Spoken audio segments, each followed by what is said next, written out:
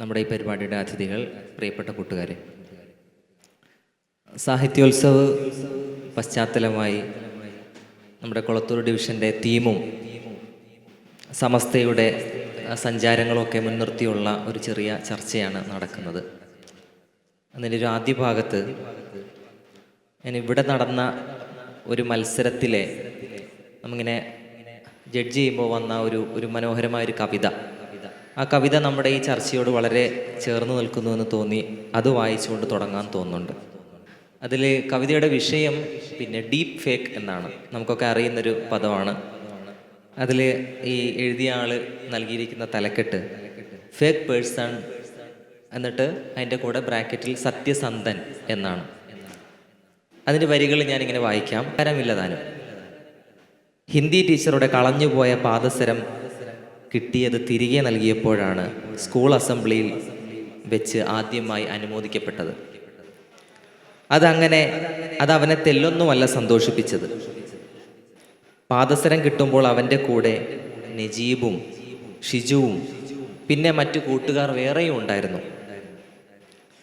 ബസ്സിൽ സഹയാത്രികൻ മറന്നുവെച്ച പണമടങ്ങിയ bag police സ്റ്റേഷനിൽ ഏൽപ്പിച്ചപ്പോഴായിരുന്നു രണ്ടാമത്തെ അനുമോദനം.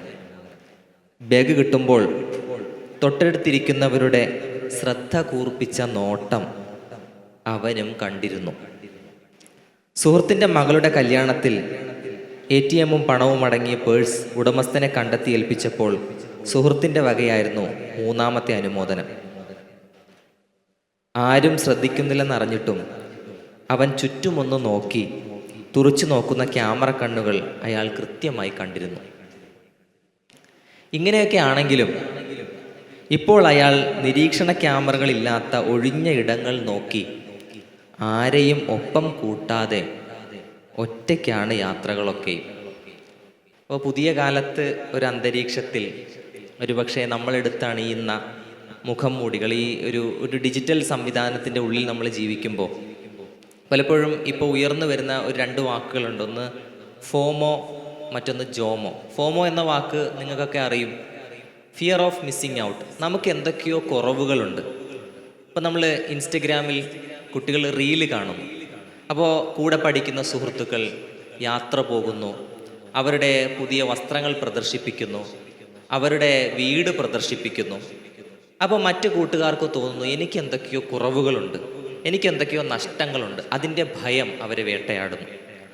രക്ഷിതാക്കൾ സോഷ്യൽ മീഡിയ ഉപയോഗിക്കുന്ന സമയത്ത് രക്ഷിതാക്കൾക്ക് അപ്പുറത്തെ വീട്ടിലെ കുട്ടിയുടെ സംവിധാനങ്ങളും അവൻ്റെ മാർക്കും അവൻ്റെ വീടും അവൻ്റെ അന്തരീക്ഷങ്ങളും കണ്ട് രക്ഷിതാക്കൾ എൻ്റെ കുട്ടിക്ക് എന്തൊക്കെയോ കുറവുണ്ട്, എനിക്ക് എന്തൊക്കെയോ കുറവുണ്ട്.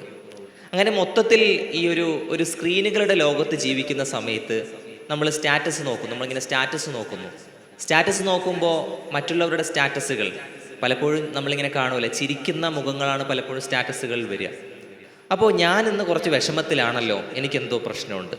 അങ്ങനെ മൊത്തത്തിൽ ഫിയർ ഓഫ് മിസ്സിങ് ഔട്ട്. നമുക്ക് എന്തൊക്കെയോ കുറവുകളുണ്ട്, എന്തൊക്കെയോ ജീവിതത്തിൽ ഇല്ല എന്നൊരു ഭീതി പിടികൂടുന്ന ഒരു അവസ്ഥ ഇപ്പം മൊത്തത്തിൽ ഇങ്ങനെ ഉയർന്നു വരുന്നു എന്ന ഒരു പശ്ചാത്തലത്തിലാണ് ആ വാക്ക് ഉയർന്നു വരുന്നത്. അതിൻ്റെ അപ്പുറത്തുള്ളൊരു വാക്ക് ജോമോ എന്നാണ്. Joy of missing out. ഇന്ന് വാട്സപ്പ് ഉപയോഗിക്കുന്നില്ല എന്ന് നമ്മൾ തീരുമാനിക്കുന്നു. അപ്പോൾ എന്തെങ്കിലും കുഴപ്പമുണ്ടോ? ഒരു സുഹൃത്ത് പങ്കുവെച്ച ഒരു അനുഭവം. അദ്ദേഹം ഒരിക്കൽ റെയിൽവേ സ്റ്റേഷനിൽ നിൽക്കുമ്പോഴാണ് അറിഞ്ഞത് ഫോൺ എടുത്തിട്ടില്ല. അപ്പോൾ ഫോൺ ഒരു അവയവം പോലെ ആയിക്കഴിഞ്ഞു നമ്മുടെയൊക്കെ പലരുടെയും. നമ്മളിപ്പോൾ ഒരു കൈ നമ്മളെവിടെയെങ്കിലും വെച്ച് മറക്കാൻ പറ്റുമോ? നമ്മളിങ്ങനെ ഫോൺ തപ്പുമ്പോൾ ഫോണില്ല, പെട്ടെന്നൊരു വലിയ ഒരു ശൂന്യത. അപ്പോൾ അവൻ കരുതി ഇന്ന് അയക്കുന്ന വാട്സപ്പ് മെസ്സേജുകൾ ഇനി എന്ത് ചെയ്യും? കോള് വന്നാൽ എങ്ങനെ മറുപടി കൊടുക്കും? എന്നെ ആരെങ്കിലുമൊക്കെ എന്തെങ്കിലും അടിയന്തിരമായി എന്തെങ്കിലും വിഷയങ്ങൾക്ക് വിളിച്ചാൽ എന്ത് ചെയ്യും എന്നൊക്കെ ഇങ്ങനെ ആലോചിച്ച് അവനിങ്ങനെ ട്രെയിനിൽ യാത്ര ചെയ്തു. അവസാനം ഫോൺ എടുക്കാൻ പറ്റിയില്ല. അവിടെ എത്തി അവന് വേറൊരു ദിവസവും കിട്ടാത്ത ഒരു മനോഹരമായ ഒരു അനുഭവമായിരുന്നു. അവൻ കുറച്ചും കൂടെയൊക്കെ ആളുകളെ ശ്രദ്ധിച്ചു, ക്ലാസ് നന്നായി കേട്ടു, നല്ലൊരു അനുഭവമായി തിരിച്ചു വന്നിട്ട് ഫോൺ എടുത്ത് നോക്കുമ്പോൾ ഒരു കുഴപ്പമില്ല, ലോകത്തിനൊന്നും സംഭവിച്ചിട്ടില്ല. വലിയ മെസ്സേജുകളും വന്നിട്ടില്ല, കോളും വന്നിട്ടില്ല, ഒരു കുഴപ്പമില്ല. അപ്പോൾ അവനിങ്ങനെ FB-യിൽ കുറിച്ചിട്ടുണ്ട്. അപ്പോൾ ഞങ്ങൾ കൂടെ പഠിക്കുന്ന സമയത്ത് അന്ന് ഈ മൊബൈലിൽ വീഡിയോ ഗെയിമുകളൊന്നും ഇല്ലല്ലോ. അപ്പോൾ ഈ കൈ കൊണ്ടൊക്കെ ഗെയിം കളിക്കുമായിരുന്നു. അപ്പോൾ ഒരു കൂട്ടുകാരൻ ഇങ്ങനെ ക്ലാസ്സിൽ വന്നാൽ ഗെയിം ഇങ്ങനെ കുട്ടികൾ ഇങ്ങനെ കളിക്കുമ്പോൾ അവൻ്റെ കൈ അറിയാതെ ഇങ്ങനെ അനങ്ങിക്കൊണ്ടിരിക്കും. ഈ ഗെയിം കളിക്കുന്നതിൻ്റെ ഭാഗമായിട്ട് കൈ ഇങ്ങനെ അറിയാതെ അനങ്ങിക്കൊണ്ടിരിക്കും. അപ്പോൾ ഈ വാട്സപ്പ് ഉപയോഗിക്കുന്നതും ഇതുപോലെയാണ് എന്നൊരു ചിന്ത ഒരാളിങ്ങനെ പങ്കുവച്ചു. നമ്മളിങ്ങനെ അറിയാതെ വെറുതെ വാട്സപ്പ് തുറക്കുക, വാട്സപ്പ് ഇങ്ങനെ തുറന്നുകൊണ്ടിരിക്കുക, വെറുതെ ഇൻസ്റ്റഗ്രാം തുറന്നുകൊണ്ടേയിരിക്കുക. അപ്പോൾ അങ്ങനെ മൊത്തത്തിൽ നമ്മൾ എന്തിൻ്റെയൊക്കെയോ ഒരു ഉള്ളിൽ ഒരു പിന്നിൽ അകപ്പെടുന്ന ഒരവസ്ഥയിൽ നിന്ന് ജോമോയിലേക്ക്, ജോയ് ഓഫ് മിസ്സിങ് ഔട്ട്. ഇന്ന് വാട്സപ്പ് ഉപയോഗിക്കുന്നില്ല, ഇന്ന് ഫോൺ തുറക്കുന്നില്ല, നമ്മൾ എന്ത് സംഭവിക്കും? അങ്ങനെ നമുക്കില്ലാത്തതിൻ്റെ ഒരു സന്തോഷം, നമുക്കുള്ളതിൽ തൃപ്തി, നമ്മുടെ മഹാന്മാരൊക്കെ പഠിപ്പിക്കുന്ന പോലെ നമ്മൾ ഉള്ളതിൽ തൃപ്തിപ്പെട്ടുകൊണ്ട് ഉള്ളതിൻ്റെ സന്തോഷം അനുഭവിക്കാൻ നമ്മൾ തുടങ്ങുന്നു. അങ്ങനെ ഒരു ജീവിതം, അങ്ങനെ ഒരു യാത്ര, അതിൻ്റെ ഒരു തുടക്കം അല്ലെങ്കിൽ അതിൻ്റെ ഒരു ആലോചനകളുടെ ഒരു അന്തരീക്ഷം കൂടിയാണ് നമ്മുടെ ഇത്തരം സാഹിത്യോത്സവ വേദികൾ ഒരുക്കുന്നത്, ഇത്തരം തീമുകൾ ചർച്ച ചെയ്യുന്നതിലൂടെ നമ്മൾ കുട്ടികളോട് പറയാൻ ശ്രമിക്കുന്നത് എന്നാണ് തോന്നുന്നത്. അസ്സലാമു അലൈക്കും വറഹ്മത്തുള്ളാഹി. ബിസ്മില്ലാഹിർ റഹ്മാനിർ റഹീം. അൽഹംദുലില്ലാഹി റബ്ബിൽ ആലമീൻ. അല്ലാഹുമ്മ സ്വല്ലി അലാ സയ്യിദിനാ മുഹമ്മദ്. വളരെ മനോഹരമായ ഒരു തീം ബേസ് ചെയ്തുകൊണ്ടുള്ള ചർച്ചയ്ക്കാണ് ഇവിടെ തുടക്കമായത്. സോഷ്യൽ മീഡിയയുടെ വ്യാപകമായ ഉപയോഗകാലത്ത് തുടക്കങ്ങളിൽ നമ്മൾ കേട്ടിരുന്നൊരു ചെറിയ കഥയുണ്ട്. വീട്ടിലെ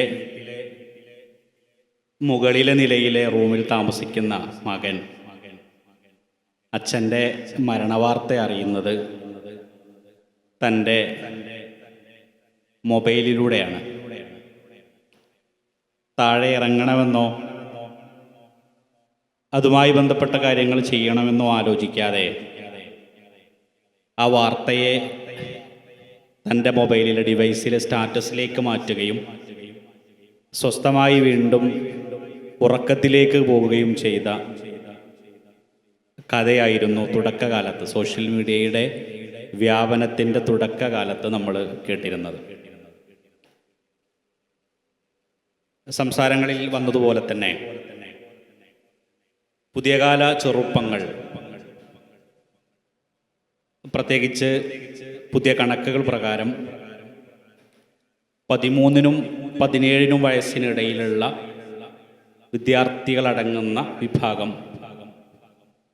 7 മണിക്കൂറിലധികം സോഷ്യൽ മീഡിയയുമായി എൻഗേജ് ആയിക്കൊണ്ടിരിക്കുന്നു. സോഷ്യൽ മീഡിയയും അതുപോലെ തന്നെ നമ്മൾ ഉപയോഗിച്ചുകൊണ്ടിരിക്കുന്ന വ്യത്യസ്ത ഡിവൈസുകളൊക്കെ അത് മാറ്റി നിർത്തേണ്ടതാണോ? ഒരിക്കലുമല്ല. പുതിയ കാല വളർച്ചയ്ക്ക് വേണ്ടി, അറിവ് നേടുന്നതിന് വേണ്ടി, പുതിയ കാലത്തെ എല്ലാ അപ്ഡേറ്റുകളും ലഭിക്കുന്നതിന് ഈ പറഞ്ഞ സംവിധാനങ്ങൾ ജീവിതത്തിൻ്റെ ഭാഗമായി കാണേണ്ട ഒരു കാലം കൂടിയാണ്. അപ്പോൾ ഇവിടെ സംഭവിക്കുന്നത്, നമ്മൾ നിയന്ത്രിക്കപ്പെടേണ്ട സ്ഥലങ്ങളിൽ അല്ലെങ്കിൽ നമ്മളിൽ നിയന്ത്രിക്കപ്പെടേണ്ട സമയങ്ങളുണ്ട് എന്ന തിരിച്ചറിവില്ലാതെ പോകുന്നു എന്നുള്ളതാണ്. നമ്മൾ സമയം നിശ്ചയിക്കുന്നില്ല എന്നുള്ളതാണ്. മറ്റൊന്ന്, നമ്മൾ മറ്റുള്ളവരുടെ ജീവിതത്തിൽ എന്ത് സംഭവിക്കുന്നു, അതിൻ്റെ ഒരു സംസാരം കൂടിയാണ് നേരത്തെ ഇവിടെ സംഭവിച്ചത്. എന്നിൽ എന്തുണ്ട്, ഞാനെന്തു ചെയ്യുന്നു, ഞാനിപ്പോൾ സന്തോഷത്തിലാണോ, ഞാനിപ്പോൾ ദുഃഖത്തിലാണോ എന്നതിലപ്പുറം എൻ്റെ അപ്പുറത്ത് നിൽക്കുന്ന ഒരാൾ, അത് ഒരു അപരനെ ചേർത്ത് പിടിക്കുക എന്നൊരു കോൺസെപ്റ്റിലല്ല എന്നാണ് കൂടുതൽ എനിക്ക് തോന്നുന്നത്. അപ്പുറത്ത് എന്ത്, അവിടെ ചിരിയാണോ അതോ കരച്ചിലാണോ, അവിടെ ചിരിയാണെങ്കിൽ എന്ത്, അവിടെ കരച്ചിലാണെങ്കിൽ എന്ത്, അതിനെ എൻ്റെ സ്ക്രീനിലേക്ക് എങ്ങനെ കൊണ്ടുവരാൻ പറ്റും, എനിക്ക് അവിടെ നിന്ന് എന്ത് ഒരു കോൺസെപ്റ്റ് രൂപപ്പെടുത്താൻ കഴിയും, എനിക്ക് അവിടെ നിന്ന് എൻ്റെ സ്റ്റാറ്റസിലേക്ക് എന്ത് കൊണ്ടുവരാൻ പറ്റും എന്നൊരാലോചന പുതിയ കാലത്ത് ഉണ്ടാവുകയാണ്. അവിടെ പ്രൊഡക്ടിവിറ്റി ഉണ്ടാവില്ല. അങ്ങനെ ഒരു ആലോചനയിൽ, അങ്ങനെ ഒരു ചിന്തയിൽ പ്രൊഡക്ടിവിറ്റി ഉണ്ടാവില്ല. നമ്മൾ പറയാറുണ്ടല്ലോ, ഒരു എഫക്റ്റാണ് ബോയിൽ ഫ്രോഗ് എഫക്റ്റ് അല്ലേ എന്ന് നമ്മൾ പറയാറുണ്ട്. അഥവാ നമ്മളൊരു തവളയെ പിടിച്ച് നേരെ ചുടുവെള്ളത്തിലേക്ക് ഇടുകയാണ്. പെട്ടെന്ന് തന്നെ ചുടുവെള്ളത്തിൽ തട്ടുന്ന തവള എന്ത് ചെയ്യും? പുറത്തേക്ക് ചാടാനുള്ള ശ്രമത്തിലായിരിക്കും. എന്നാൽ നമ്മളൊരു പച്ചവെള്ളത്തിൽ തവളയെ വെച്ച് പതിയെ എന്ത് ചെയ്തു? തീ കൊടുത്ത് ആ പാത്രം ഇങ്ങനെ ചൂടാക്കാൻ തുടങ്ങി. വെള്ളം നിറച്ച പാത്രം. സ്വാഭാവികമായിട്ട് ആ ചൂടിനെ ഇങ്ങനെ ഈ തവള എന്ത് ചെയ്യും? ഉൾക്കൊണ്ടുകൊണ്ടിരിക്കും. സോഷ്യൽ മീഡിയയുടെ ഉപയോഗത്തെ അല്ലെങ്കിൽ പുതിയ കാലത്തെ ഡിവൈസുകളോട് ചേർന്നിരിക്കുന്ന ജീവിതങ്ങളിൽ സംഭവിക്കുന്ന ഒരു യാഥാർത്ഥ്യം നമുക്കിതിനോട് ചേർത്ത് വെക്കാൻ പറ്റും.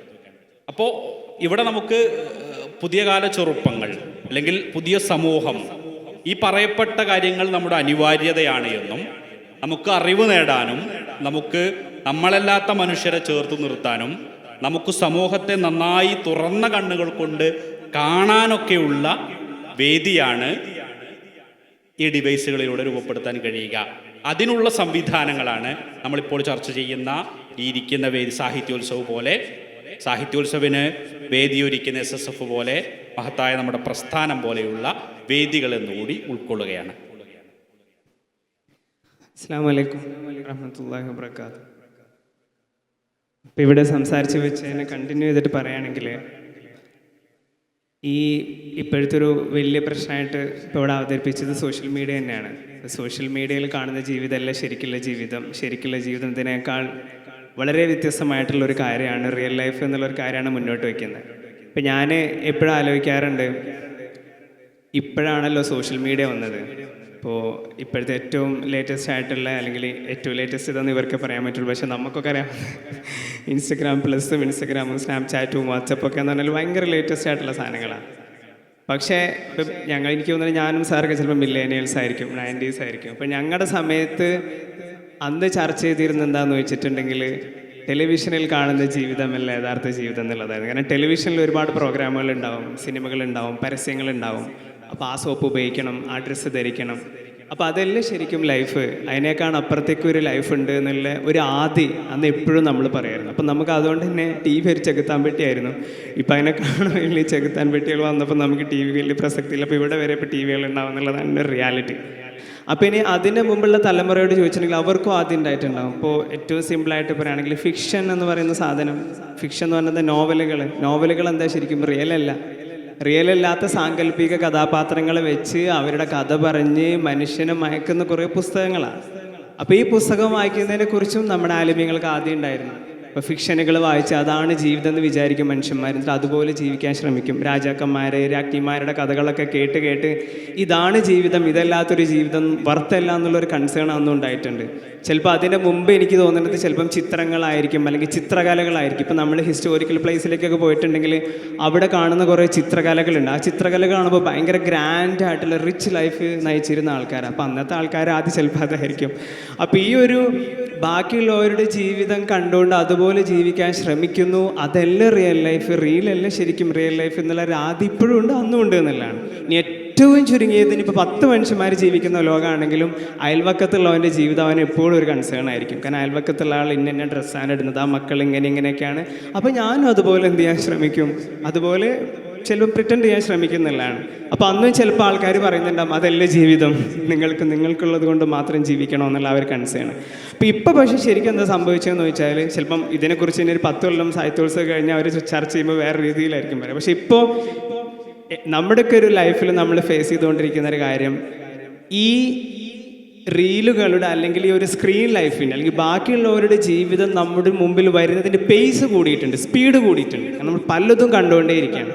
പക്ഷേ അതേസമയം സാറ് പറഞ്ഞ പോലെ നമുക്ക് ഇപ്പോൾ വാട്സപ്പും ഇൻസ്റ്റഗ്രാമും ഫേസ്ബുക്കും എല്ലാം പൂട്ടാൻ പറ്റുമോ? പൂട്ടിയിട്ട് അതിനങ്ങ് ഇറങ്ങിക്കഴിഞ്ഞാൽ ജീവിതം ഭയങ്കര സേഫായിരിക്കുമോ എന്ന് വെച്ചാൽ അതും ഒരു ക്വസ്റ്റ്യൻ ആയിരിക്കും. ഇപ്പം ഞാൻ ഒരു സ്കൂൾ പ്രൊജക്റ്റ് റൺ ചെയ്യുന്നുള്ള വ്യക്തി എന്നുള്ള നിലയ്ക്ക് ഞങ്ങളുടെ അലുമിനി ഉണ്ട്. അത് ഈ 17 വയസ്സ് കഴിഞ്ഞ കുട്ടികളാണല്ലോ അലുമിനി എന്ന് പറയുമ്പോൾ. അപ്പോൾ ഇപ്പം 5ാമത്തെ വർഷമാണ്. അപ്പം ഞങ്ങളിങ്ങനെ നോക്കുമ്പോൾ ഓരോ വർഷവും ഇറങ്ങുന്ന കുട്ടികൾ നമുക്ക് കോൺടാക്ട് ചെയ്യണമെന്നുണ്ടെങ്കിൽ നമുക്ക് പുതിയ മീഡിയം വേണം.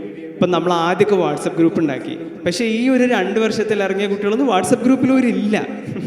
അവർ വരും വാട്സപ്പിൽ എന്തിനാന്ന് ചോദിച്ചാൽ നമ്മൾ ഇമെയിൽ വർക്കില്ലേ, ഒഫീഷ്യൽ ഇൻഫർമേഷൻസ് കിട്ടാൻ വല്ലതും ഉണ്ടെങ്കിൽ സ്കൂൾ ഗ്രൂപ്പ് തുറക്കുന്ന പോലെ ടീച്ചർ മെസ്സേജ് നോക്കുന്നല്ലാണ്ട് അവർ വാട്സപ്പിലല്ല അവർ എൻ്റർടൈൻമെൻറ്റ്. അപ്പോൾ ഞങ്ങൾക്ക് സ്നാപ്ചാറ്റിൽ ഒരു ഗ്രൂപ്പ് തുടങ്ങേണ്ടി വന്നു എന്നുള്ളതാണ്.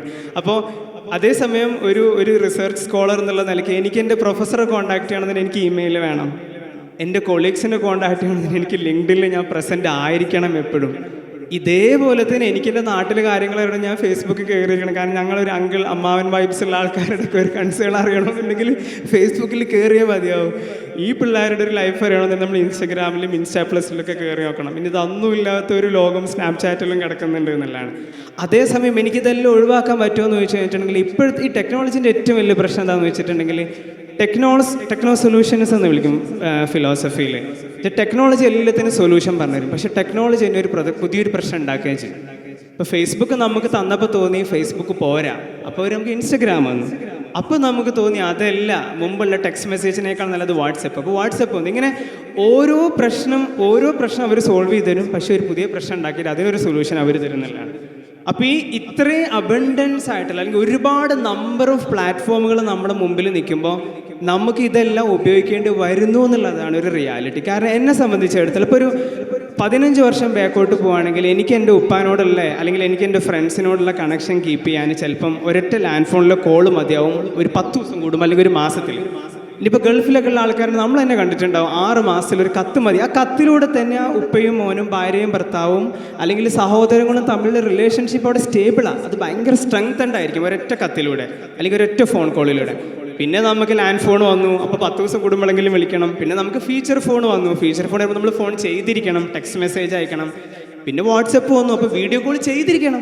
കാരണം ആ റിലേഷൻഷിപ്പ് കീപ്പ് ചെയ്യണമെന്നുണ്ടെങ്കിൽ ഞാൻ എന്നും എൻ്റെ വൈഫിന് വീഡിയോ കോൾ ചെയ്യേണ്ടി വരും, എൻ്റെ ഫ്രണ്ട്സിന് വീഡിയോ കോൾ ചെയ്യേണ്ടി വരും, ഇൻസ്റ്റാഗ്രാമിൽ കയറേണ്ടി വരും, അവർ സ്റ്റോറി ഇട്ടാൽ ലൈക്ക് ചെയ്യേണ്ടി വരും. എനിക്കൊരിക്കലും ലൈക്ക് ചെയ്യാണ്ടിരിക്കാൻ പറ്റില്ല, ഞാൻ സ്നാപ്ചാറ്റിൽ കയറേണ്ടി വരും. അപ്പോൾ എന്നെ സംബന്ധിച്ചിടത്തോളം അന്നത്തെ പോലത്തെ അത്രയ്ക്ക് ബന്ധങ്ങൾ തന്നെ എനിക്ക് ഇപ്പോഴും ഉള്ളൂ. സംഭവം കുറേ ബന്ധങ്ങൾ അതിനകത്തുണ്ടെങ്കിലും റിയൽ ലൈഫിലുള്ള ബന്ധങ്ങൾ പോലും എനിക്ക് കീപ്പ് ചെയ്യണമെന്നുണ്ടെങ്കിൽ എനിക്ക് തോന്നുന്നില്ല നമ്മളൊരു ഒരൊറ്റ കോളിലൂടെ മാത്രമേ അതിനെ കീപ്പ് ചെയ്യാൻ പറ്റുമെന്നുള്ളത്.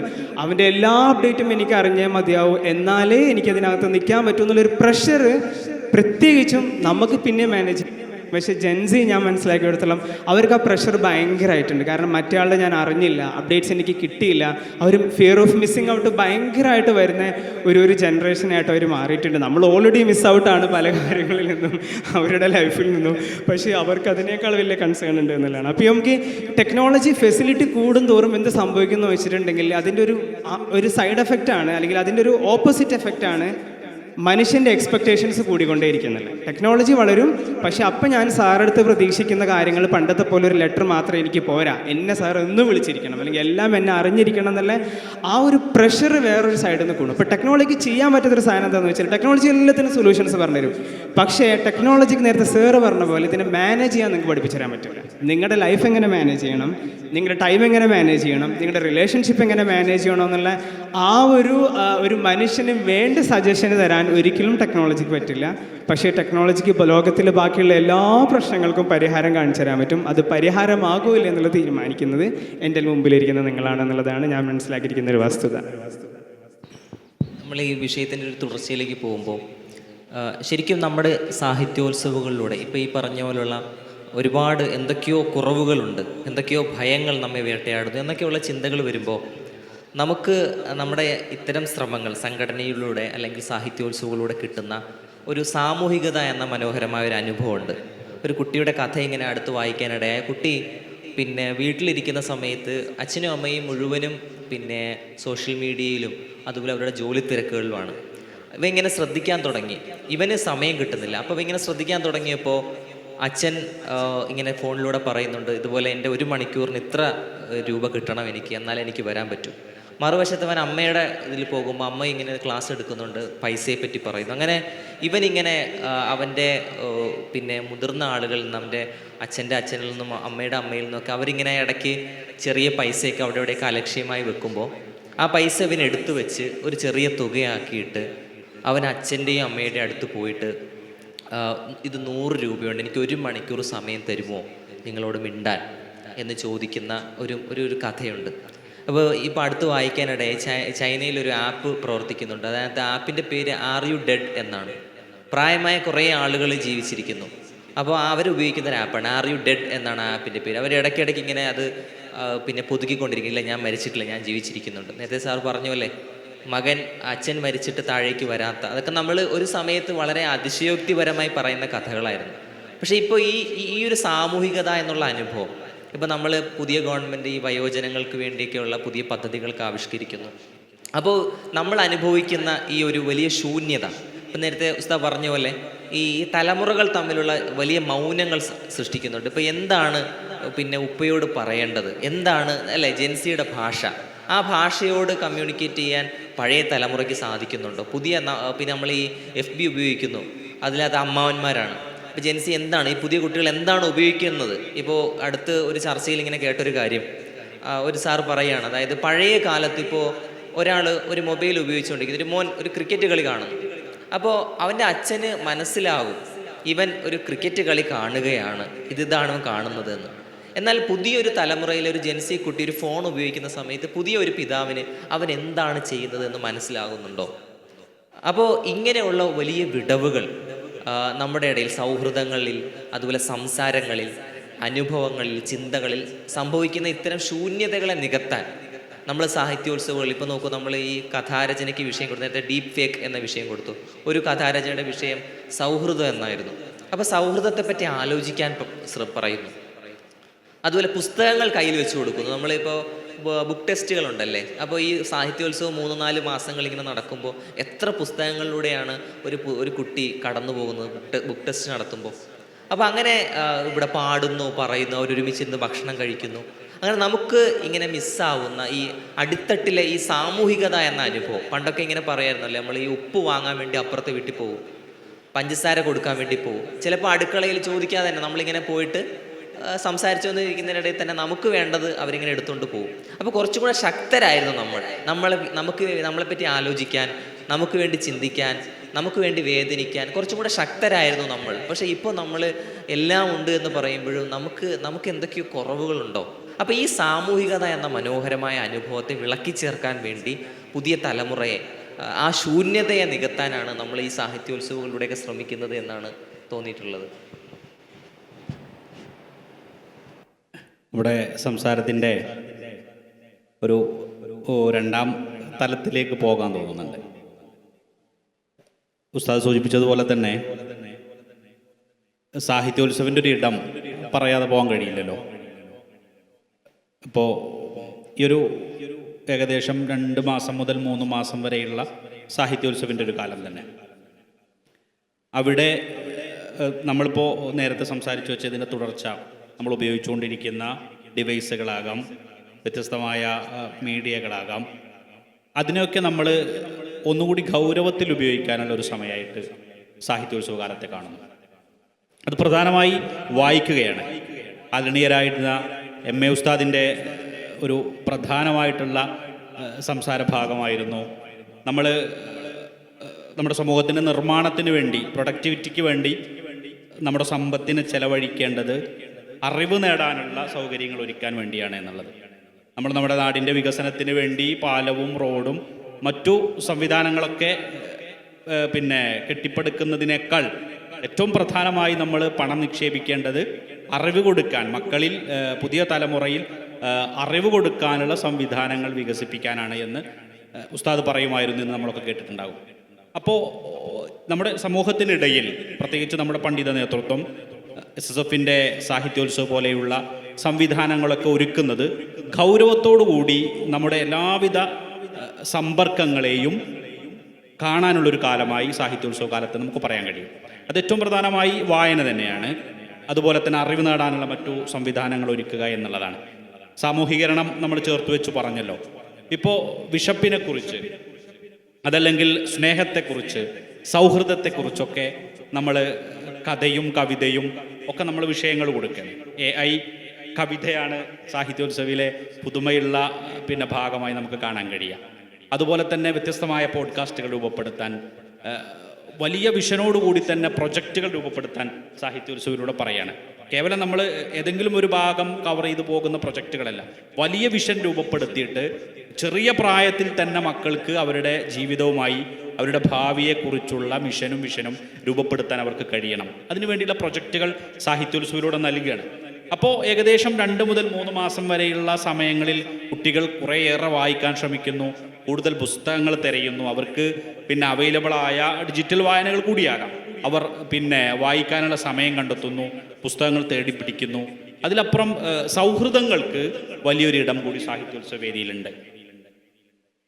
അല്ല, ഉസ്താദ് നേരത്തെ പറഞ്ഞു ഒന്നിച്ചിരുന്ന് ഭക്ഷണം കഴിക്കുന്നു. ഞാൻ വിശപ്പ് പറഞ്ഞു വെച്ചത് അവിടെ കൂടിയാണ്. നമ്മൾ വിശപ്പ് എന്നുള്ളത് നമ്മൾ പറയുമ്പോൾ നമ്മുടെ ഇടയിൽ ആ വിശപ്പ് നമുക്ക് കാണാൻ കഴിയുന്നില്ല.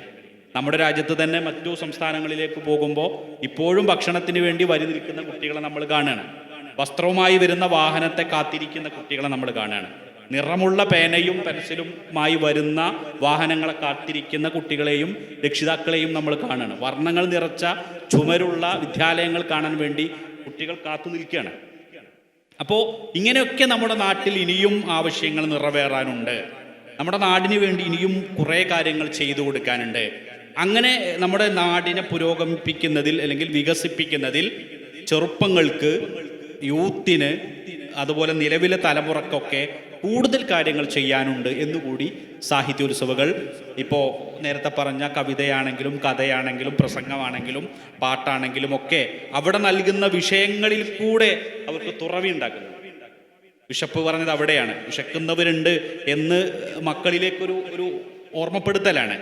സൗഹൃദം ഉണ്ടാകണം. നമ്മൾ ഒന്നിച്ചിരുന്ന് ഭക്ഷണം കഴിക്കേണ്ടവരാണ്. ഒരു പാത്രത്തിൽ നിന്ന് നമ്മൾ ഭക്ഷണം കഴിക്കണം. എൻ്റെ കയ്യിലുള്ളത് മറ്റുള്ളവന് കൂടി പകുത്തു കൊടുക്കണം എന്നത് പറയാനുള്ള വേദി കൂടിയായി സാഹിത്യോത്സവം മാറുകയാണ്. അപ്പോൾ അത് ഏത് കാലത്തും നിലനിൽക്കേണ്ടതാണ്, പ്രോത്സാഹിപ്പിക്കപ്പെടേണ്ടതാണ്, തുടർച്ചയുണ്ടാകേണ്ടതാണ് എന്നുകൂടി ചേർത്ത് നോക്കും. സാഹിത്യോത്സവങ്ങൾ ഇപ്പോഴത്തെ ഒരു ജനറേഷന് കൊടുക്കുന്ന ഒരു കുറേ പോസിറ്റീവ് ആസ്പെക്ട്സ് ഇവിടെ പറഞ്ഞു. അപ്പോൾ അതിലുള്ള ഒരു ഇപ്പോൾ എമേർജ് ചെയ്തുകൊണ്ടിരിക്കുന്ന ഒരു ഏരിയ എന്താണെന്ന് വെച്ചിട്ടുണ്ടെങ്കിൽ, ഇപ്പം നമ്മൾ പറഞ്ഞല്ലോ എല്ലാം റീലുകളിലേക്ക് പോയപ്പോൾ, എല്ലാം സോഷ്യൽ മീഡിയയിലൂടെ പ്രസൻറ്റ് ചെയ്യാൻ തുടങ്ങിയപ്പോൾ അതിനകത്ത് എല്ലാം ഫിൽറ്റേർഡാണ്, ഒക്കെ ഫിൽറ്റർ വെച്ചിട്ടാണ് ആൾക്കാർ സംസാരിക്കുന്നത് എന്നുള്ള റിയാലിറ്റി ലോകത്ത് മൊത്തം നിലനിൽക്കുന്നുണ്ട്. അപ്പോൾ ഇപ്പോൾ നമ്മളൊരു ലോകത്തിലെ ടോപ്പ് യൂണിവേഴ്സിറ്റീസിലൊക്കെ നമ്മൾ അഡ്മിഷൻ എടുക്കാമെന്ന് വിചാരിച്ചു. ഇപ്പോൾ ഇവിടെ ഇരിക്കുന്ന ഒരു കുട്ടിക്ക് 12th കഴിഞ്ഞിട്ട് ഒരു അഡ്മിഷൻ എടുക്കണമെന്ന് വിചാരിച്ചു. ഇപ്പോൾ പണ്ടാണെങ്കിൽ ജസ്റ്റ് ഈ കുട്ടിയുടെ ഒരു മാർക്ക് ലിസ്റ്റ് മാത്രം നോക്കിയിട്ട് ഡിസൈഡ് ചെയ്യാൻ പറ്റും ഈ കുട്ടീനെ എടുക്കണോ വേണ്ടേ എന്നുള്ളത്.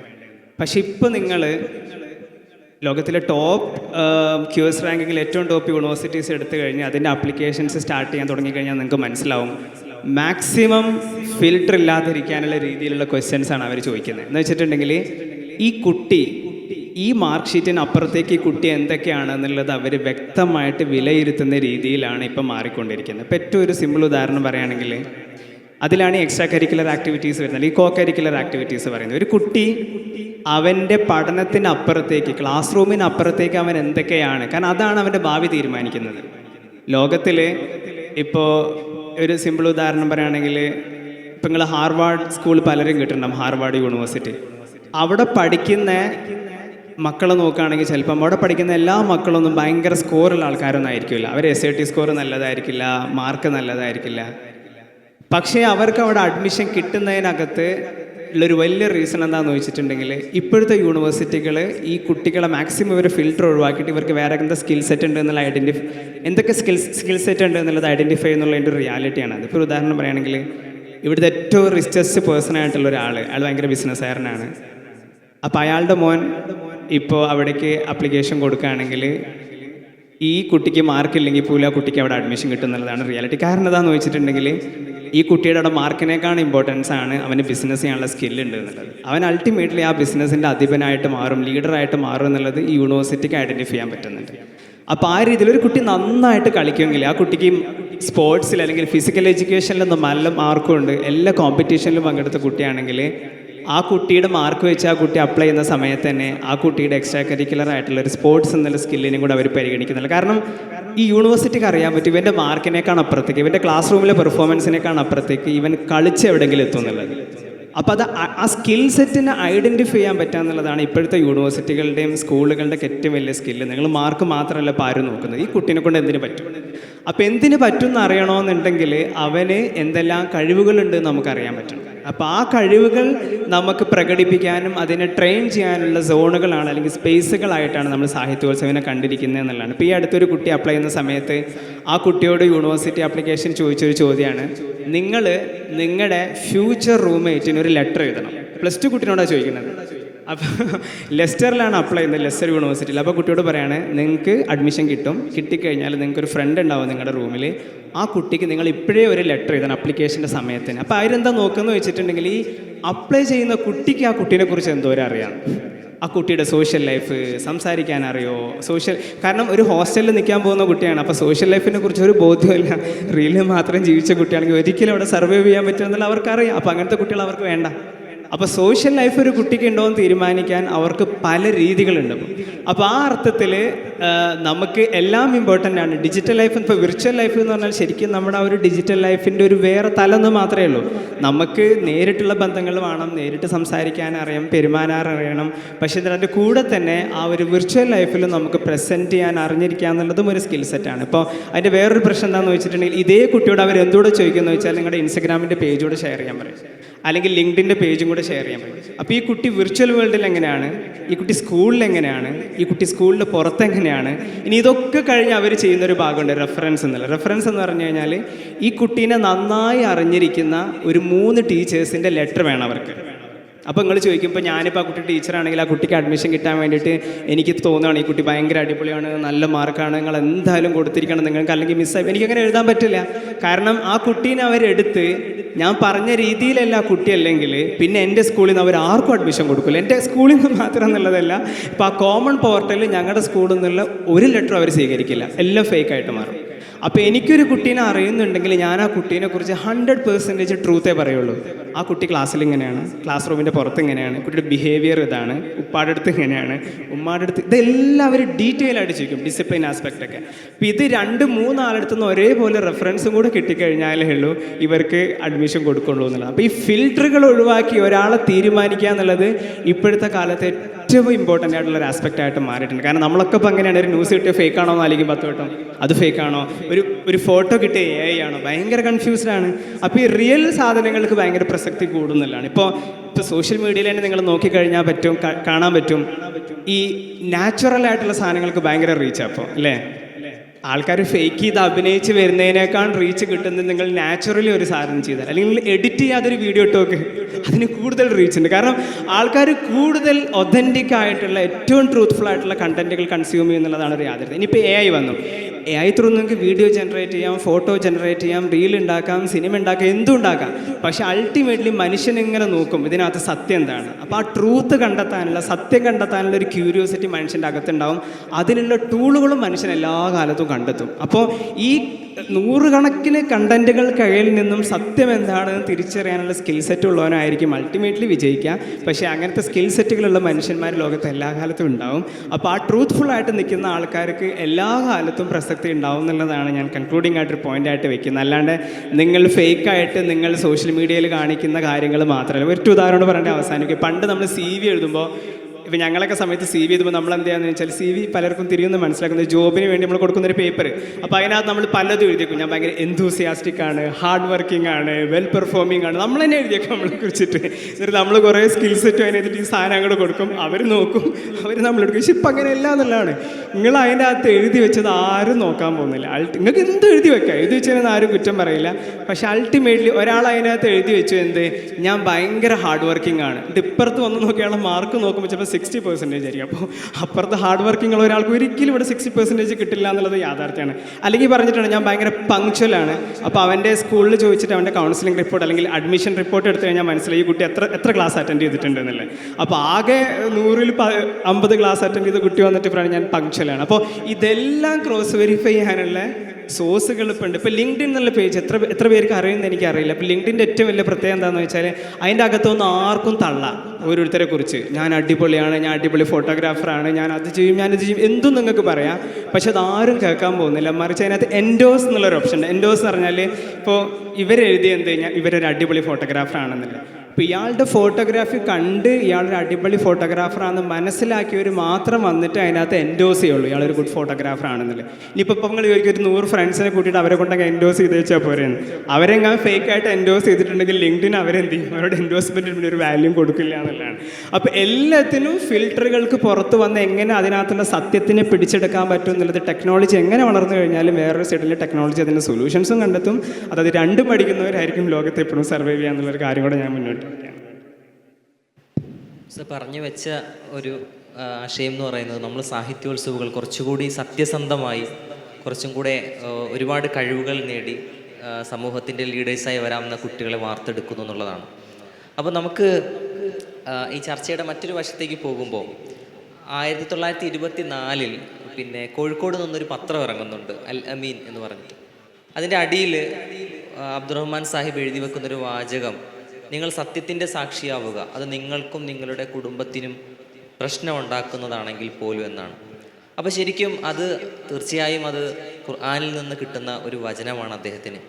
അപ്പോൾ ഖുർആൻ ഇവിടെ പറയുന്ന ഒരു പ്രധാനപ്പെട്ട ഒരു ആശയം, ഒരു ഉത്തമ സമുദായം ഇവിടെ എപ്പോഴും ഉണ്ടാകണം എന്നുള്ളതാണ്. അപ്പോൾ എനിക്ക് വളരെ അധികം ഇഷ്ടം തോന്നി ഒരു കഥ ഇവിടെ ഇങ്ങനെ വിധി നിർണ്ണയം നടത്തുന്ന സമയത്ത് കിട്ടിയ ഒരു കഥ. ആ കഥയിലൊരു മനോഹരമായൊരു കഥ. ആ കഥയിൽ ഒരു റോഡിൽ പിന്നെ പച്ചക്കറി വാങ്ങി വരുന്ന ഒരു അമ്മയെ ഒരു വണ്ടി ഇടിച്ച് തെറിപ്പിക്കുകയാണ്.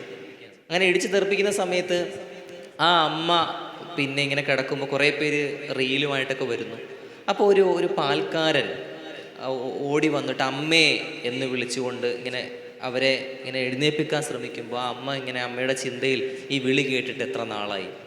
പിന്നെ അതുപോലെ വേറൊരു മനുഷ്യൻ വന്നിട്ട് അവരെ ആശുപത്രിയിൽ എത്തിക്കുന്ന ഒരു കാഴ്ച. അപ്പോൾ സമൂഹം അല്ലെങ്കിൽ നമ്മുടെ ചുറ്റുപാടുകളിലെ ഈ വേദനിക്കുന്ന മനുഷ്യർ അല്ലെങ്കിൽ നമ്മുടെ കൺമുന്നിൽ സംഭവിക്കുന്ന ഒരു കാര്യം, അവിടെ ആ ഉത്തരവാദിത്വം ഏറ്റെടുക്കാൻ ആരാണുള്ളത് എന്നൊരു ചോദ്യമുണ്ട്. മറ്റൊരു കഥയിൽ കാണാൻ കഴിയായ ഒരു കാര്യം, ഒരു ഓർഫനേജിൽ ഒരു അനാഥാലയത്തിൽ വളരുന്ന ഒരു കുട്ടി. ആ കുട്ടിക്ക് അമ്മയില്ല, പക്ഷെ അവൻ വളരെ വിഷമത്തിലാണ്. ഒരു ദിവസം അവൻ വലിയ കരച്ചിലോടുകൂടിയാണ് അവൻ്റെ അനാഥാലയത്തിൽ വന്നത്. അതിൻ്റെ കാരണം അവൻ്റെ കൂട്ടുകാർ അവനെ അനാഥൻ എന്ന് വിളിച്ചു. അതവനൊരിക്കലും സഹിക്കാൻ പറ്റിയില്ല. പക്ഷെ അവനിങ്ങനെ കാത്തിരിക്കുകയാണ്, എനിക്ക് എല്ലാ മാസവും വരുന്നൊരു കത്ത് ഇപ്പോൾ വരുമല്ലോ. നമ്മുടെ ഇവിടുത്തെ ഒരു കുട്ടി എഴുതിയൊരു കഥയാണ്. അപ്പോൾ ആ കത്ത് വരുമല്ലോ എന്നിങ്ങനെ കാത്തിരിക്കുകയാണ് അവൻ. അങ്ങനെ ആ ആഴ്ചയും അവൻ്റെ കത്ത് വരുന്നു, എൻ്റെ പ്രിയപ്പെട്ട മോന് എന്നൊക്കെ പറഞ്ഞിട്ട്. ആ കത്ത് വന്നപ്പോഴേക്കും അവന് സമാധാനമായി. കുറച്ചു കാലങ്ങൾക്ക് ശേഷം അവിടുത്തെ അത് നോക്കിയിരുന്ന ഒരു മദർ അവർ മരിച്ചുപോയി. അങ്ങനെ അവർ മരിച്ചുപോയി, പുതിയ മദർ വന്നു. കുറച്ച് കഴിഞ്ഞപ്പോൾ ഈ കുട്ടിക്ക് വരുന്ന കത്തുകളില്ല. അവൻ്റെ അമ്മ എന്നുള്ള നിലയ്ക്ക് അവിടെ എഴുതി വന്നിരുന്ന കത്തുകൾ പിന്നെ കിട്ടാനില്ല. 1 മാസമായി 2 മാസമായി. അവസാനം അവിടുത്തെ ഒരു പോസ്റ്റ്മാൻ ആ അനാഥാലയത്തിലേക്ക് വന്നിട്ട് ചോദിക്കുന്നു, ഇവിടെ ആദം എന്ന് പറയുന്ന കുട്ടി ആരാണ്? അപ്പോൾ അവൻ എഴുന്നേറ്റിട്ട് പറയുന്നു, ഞാനാണ് ആദം. എനിക്ക് നിന്നോടൊരു സത്യം പറയണം, കാരണം ഞാൻ ഇന്ന് ഇവിടെ നിന്ന് വിരമിക്കുകയാണ്. അപ്പോൾ നിനക്ക് യഥാർത്ഥത്തിലൊരു അമ്മയില്ല. നിനക്ക് അമ്മ എന്നുള്ള നിനക്ക് കത്തുകൾ അയച്ചിരുന്നത് ഇവിടെ മരിച്ചുപോയ ഇവിടുത്തെ ആ മദറാണ്. അപ്പോൾ ഒരമ്മയുടെ സ്ഥാനത്ത്. അപ്പോൾ ആ കുട്ടി ആ മദർ അങ്ങനെ തീരുമാനം എടുക്കാനുള്ള കാരണം, ഇവനെ ഈ അനാഥാലയത്തിൽ കൊണ്ടിടുന്ന സമയത്ത് ഇവൻ മറ്റു കുട്ടികളെ പോലെ അല്ലാതെ ഭയങ്കരമായ കരച്ചിലും ഗേറ്റിൻ്റെ അവിടെ പോയി നിന്നിട്ട് ഭയങ്കര ബഹളവും ഈ പ്രശ്നമൊക്കെ ആയപ്പോൾ ഇവനൊരു അമ്മയുടെ ആവശ്യമുണ്ട് എന്ന് മനസ്സിലാക്കി അന്നു മുതൽ ആ മദർ ഇവന് കത്തെഴുതാൻ തുടങ്ങിയതാണ്. അപ്പോൾ ഇങ്ങനെ നമ്മുടെ ചുറ്റുപാടുകളിൽ ജീവനോടെ ജീവിച്ചിരിക്കാൻ ഈ ഉത്തരവാദിത്തങ്ങൾ ഏറ്റെടുക്കാൻ ആരാണ് എന്ന ചോദ്യമുണ്ട്. അപ്പോൾ അവിടെയാണ് നമ്മൾ നമ്മുടെ മഹാന്മാരായ നമ്മുടെ നേതൃത്വങ്ങളിലേക്ക് നമ്മളിങ്ങനെ എത്തി നോക്കുന്നത്.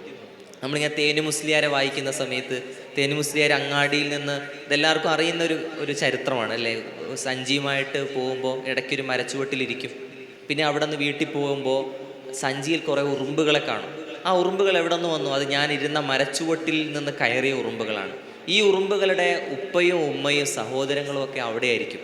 അപ്പോൾ ഈ ഉറുമ്പുകൾ ഒരുമിച്ച് സഞ്ചരിക്കുന്ന ജീവികളാണ്. അതുകൊണ്ട് അവരെ തമ്മിൽ വേർതിരിക്കാൻ പാടില്ല എന്ന് കരുതി ഈ ഉറുമ്പുകളെ തിരിച്ച് മരച്ചുവട്ടിൽ ഇറക്കാൻ വേണ്ടി തിരിച്ചു പോകുന്ന തേനു മുസ്ലിയാരെ നമ്മൾ വായിക്കും. ഇപ്പം ഷെയ്ഖുന AP ഉസ്താദിനെ സോഷ്യൽ മീഡിയ ഒക്കെ ഒരുപാടായി സന്തോഷത്തോടെ ഏറ്റെടുത്ത ഒരു സംഭവം നമുക്കൊക്കെ അറിയാം. ഒരു സ്ത്രീയെ അവരുടെ മരണത്തിൻ്റെ വക്കിൽ നിന്ന് രക്ഷപ്പെടുത്തിയ. അപ്പോൾ ആ സമയത്ത് നമ്മുടെ ഉസ്താദുമാരൊക്കെ പങ്കുവെച്ച ഒരാശയം, ഇതൊരിക്കലും ഒരു പെട്ടെന്നൊരു അന്തരീക്ഷത്തിൽ ഇവരെ അങ്ങ് രക്ഷിച്ച് കളയാമെന്ന് തോന്നുന്നതല്ല, മറിച്ച് നമ്മുടെ ഒരു ആശയമാണ് ഉള്ളിലെ. AP ഉസ്താദ് എന്നും എത്രയോ ജീവിതങ്ങൾക്ക് ആശ്വാസം നൽകുന്നുണ്ട്. അത് നമ്മുടെ ജീവിത പദ്ധതിയാണ്. അപ്പോൾ നമ്മൾ സമസ്ത എന്ന ആശയത്തിലേക്ക് വരുമ്പോൾ നമ്മുടെ ഉസ്താദുമാർ, നമ്മൾ സഞ്ചരിച്ച എത്രയോ വഴികൾ, അവിടെയൊക്കെ ഈ ഒരു വിടവ് വരുമ്പോൾ, ഒരു പ്രശ്നം വരുമ്പോൾ, നേരത്തെ ഉസ്താദ് പറഞ്ഞ പോലെ ഓരോ കാലത്തും ഒരു സമയത്ത് ടെലിവിഷൻ്റെ ചർച്ചയാവും, മറ്റു സ്ഥലത്ത് ചിത്രങ്ങളുടെ ആവും, നോവലുകളെ പറ്റിയുള്ള ചർച്ചയാവും. ഓരോ കാലത്തും ഇപ്പോൾ ഇംഗ്ലീഷ് ഭാഷയെ പറ്റി ഇപ്പോഴും നമ്മൾ പറയുന്നൊരു കാര്യമാണ്. അപ്പോൾ ഓരോ കാലത്തും സമൂഹത്തിലുണ്ടാകുന്ന ഈ വിടവുകളെ, പ്രശ്നങ്ങളെ, അതിൻ്റെ പരിഹാരത്തിന് വേണ്ടി ഏറ്റെടുക്കുന്ന ഒരു ഉത്തമ സമുദായം, ഉത്തരവാദിത്വമുള്ളൊരു സമുദായം. ഇപ്പോൾ SSFകാരനാണ് നമ്മൾ ഇവിടെ ഇരിക്കുന്ന ഒരു കുട്ടിയെ സംബന്ധിച്ചിടത്തോളം, ഒരു പക്ഷേ അവൻ്റെ ക്ലാസ്സിലൊരു കുട്ടി ഒരു കരയുമ്പോൾ അവൻ്റെ അടുത്ത് പോയിട്ട് നീ എന്തിനാ കരയുന്നത് എന്ന് ചോദിക്കാനുള്ള ഒരു ഒരു ഒരു ഒരു ഒരു ഒരു ഒരു സാമൂഹികമായ പശ്ചാത്തലം ഒരു SSFകാരനായ കുട്ടിയുടെ ഉള്ളിൽ ഉണ്ടാകണം, അല്ലെങ്കിൽ ഉണ്ട് എന്നുള്ളതാണ്. അപ്പോൾ അങ്ങനെ കുറച്ചുകൂടെ സമൂഹത്തോട് ചേർന്ന് ഉത്തരവാദിത്വങ്ങൾ ഏറ്റെടുക്കുന്ന ഒരു ഉത്തമ സമുദായത്തെ നിർമ്മിച്ച സമസ്ത എന്ന ആശയത്തിൻ്റെ മനോഹരമായ ഒരു തുടർച്ച കൂടിയാണ് നമ്മൾ ഇത്തരം നമ്മുടെ വേദികളിലും സംവിധാനങ്ങളിലൂടെയൊക്കെ കാണുന്നത് എന്നുള്ളതാണ്. ഉസ്താദ് സംസാരിച്ചു വെച്ചതിൻ്റെ ഏറ്റവും പ്രധാനമായി നമ്മളെ ആകർഷിക്കുന്ന ഭാഗം എന്ന് പറയുന്നത്, പുതിയ കാലത്ത് സത്യത്തെ തിരിച്ചറിയാൻ, അല്ലെങ്കിൽ നീതി എന്ന് പറയുന്നത് അത് നമ്മളല്ലാത്തവർ ചെയ്യേണ്ടതാണ്, അല്ലേ? നാട്ടിൽ നീതി നടപ്പിലാക്കേണ്ടവർ ആരാണ്? കോടതിയാണ് എന്ന് പറയും. ഞാൻ നീതി നടപ്പിലാക്കുന്നുണ്ടോ? ഞാൻ സത്യമാണോ ചെയ്യുന്നത്? അല്ലെങ്കിൽ എന്നിൽ ധർമ്മം ഉണ്ടാകേണ്ടേ? എന്നിലേക്കുള്ളൊരു ചോദ്യം കുറഞ്ഞു വരും. അങ്ങനെ ഒരു ചോദ്യം ഉണ്ടാക്കുക എന്നുള്ളത് സാഹിത്യോത്സവത്തിൻ്റെ ധർമ്മമാണ്. ആ സാഹിത്യോത്സവം പോലെയുള്ള ഈ ഒരു സംവിധാനത്തിൻ്റെ അങ്ങനെ ഒരു ധർമ്മം വരാനുള്ള കാരണം നേരെ ഉസ്താദ് പറഞ്ഞു വെച്ചതിനോട് നമുക്കിങ്ങനെ ചേർത്ത് വെക്കാൻ പറ്റും. അത് സമസ്ത എന്ന് പറയുന്ന വലിയൊരു ആശയമാണ്. സമസ്തയുടെ നേതൃത്വത്തിൽ നമ്മളൊക്കെ പഠിച്ചുകൊണ്ടിരിക്കുന്ന നമ്മുടെ മദ്രസ സംവിധാനമാണ്. മതവിദ്യാഭ്യാസം നൽകുക, അറിവ് നൽകുക. അവിടെ വിദ്വേഷത്തെക്കുറിച്ചോ വിഭാഗീയതയെക്കുറിച്ചോ വെറുപ്പിനെക്കുറിച്ചോ ഒന്നും പറയുന്നില്ല. നിങ്ങളുടെ തൊട്ടടുത്തുള്ള ആളെ തിരിച്ചറിയണം എന്നാണ് നമ്മൾ നമ്മുടെ മദ്രസകളിൽ പഠിപ്പിച്ചുകൊണ്ടിരിക്കുന്നത്. തിരുദൂതർ സ്വല്ലല്ലാഹു അലൈഹി വസല്ലമ തങ്ങളുടെ അധ്യാപനം നമ്മൾ കേൾക്കുന്നതെന്ന് നിങ്ങൾ പുഞ്ചിരിക്കൂ. നിങ്ങളുടെ അയൽവാസി ആരോ ആകട്ടെ, വിശന്നിരിക്കുകയാണോ നിങ്ങൾ ഭക്ഷണം നൽകണം. നിങ്ങൾ കടന്നു പോകുന്ന വഴിയിൽ തടസ്സങ്ങൾ ഉണ്ടെങ്കിൽ നിങ്ങൾ അതിനെ നീക്കൂ. എത്ര മനോഹരമായ ഒരു എത്ര വലിയ സൗന്ദര്യമാണ് പരിശുദ്ധ ഇസ്ലാം പ്രകാശിപ്പിച്ചുകൊണ്ടിരിക്കുന്നത്. ഇതിൻ്റെ ആരംഭം ഉണ്ടാകുന്നത് നേരത്തെ സൂചിപ്പിച്ചതുപോലെ നമ്മുടെ മദ്രസ സംവിധാനങ്ങളിൽ നിന്നാണ്. അതിന് രൂപം കൊടുത്തവർ കണ്ട ദീർഘവീക്ഷണം ഉസ്താദിനെക്കുറിച്ച് പറഞ്ഞല്ലോ. ഇപ്പോഴും പറയുന്നത്, ഇപ്പോൾ സമസ്തയുടെ സെന്റിനറി 100 പ്രകാശ വർഷങ്ങൾ നമ്മൾ ആഘോഷിക്കുന്ന കാലമാണ്. സമസ്ത ഇവിടെ പ്രൊഡക്ടിവിറ്റി ചെയ്തതുമായി ബന്ധപ്പെട്ടതിന് ആമുഖത്തിൽ ഞാൻ അതിൻ്റെ ഉസ്താദിൻ്റെ സംസാരത്തെക്കുറിച്ച് പറഞ്ഞു വെച്ചു. അപ്പോൾ ഇവിടെ ഏറ്റവും പ്രധാനമായി നമ്മൾ ക്യാപിറ്റൽ ഉപയോഗിക്കുന്നത് അറിവ് നേടുന്നതിനാണ്, വിദ്യ നേടാനുള്ള സംവിധാനങ്ങൾ ഒരുക്കുന്നതിനാണെന്ന് പറഞ്ഞു വെച്ചല്ലോ. അപ്പോൾ ഇവിടെ ഉസ്താദിൻ്റെ സംസാരവുമായി സെന്റിനറിയുടെ ഭാഗമായി നാട്ടുദർസുകൾ സംഘടിപ്പിക്കുന്നു. അതിൻ്റെ ഒരു റിസാല സ്റ്റഡി സർക്കിളിൻ്റെ ഭാഗമായി ഗ്ലോബൽ തലത്തിലുള്ള ഉദ്ഘാടനം ഇന്നലെ നടന്നു. ഉദ്ഘാടനം നിർവഹിച്ചു തന്നത് ആദരണീയരായ സംസ്ഥയുടെ അധ്യക്ഷൻ സുലൈമാൻ ഉസ്താദാണ്. ഉസ്താദ് വളരെ വൈകിയാണ്, കാരണം 30 രാജ്യങ്ങളിൽ നിന്നുള്ള പ്രതിനിധികളാണ് ഗ്ലോബലിൽ ആ ഒരു പരിപാടിയിൽ പങ്കെടുക്കുന്നത്. നമ്മുടെ നാട്ടിലെ സമയവും ജർമ്മനിയിൽ നിന്ന് പങ്കെടുക്കുന്ന കൂട്ടുകാരൻ്റെ സമയവും ഒരുപാട് വ്യത്യാസമുണ്ട്. പോളണ്ടിൽ നിന്ന് കൂട്ടുകാരുണ്ട്, കാനഡയിൽ നിന്നുള്ള കൂട്ടുകാരനുണ്ട്. അപ്പോൾ ഈ കൂട്ടുകാരൊക്കെ പങ്കെടുക്കുന്നിടത്ത് നാട്ടിലെ സമയവുമായി വളരെ വൈകിട്ടുണ്ട്. പക്ഷേ ഉസ്താദ് പറയുന്നത് ഞാനിരിക്കാം. എത്ര എളിമയോടുകൂടി അറസിയുടെ കുട്ടികൾക്ക് വേണ്ടിയല്ല, SSFന്റെ കുട്ടികൾക്ക് വേണ്ടിയല്ലേ.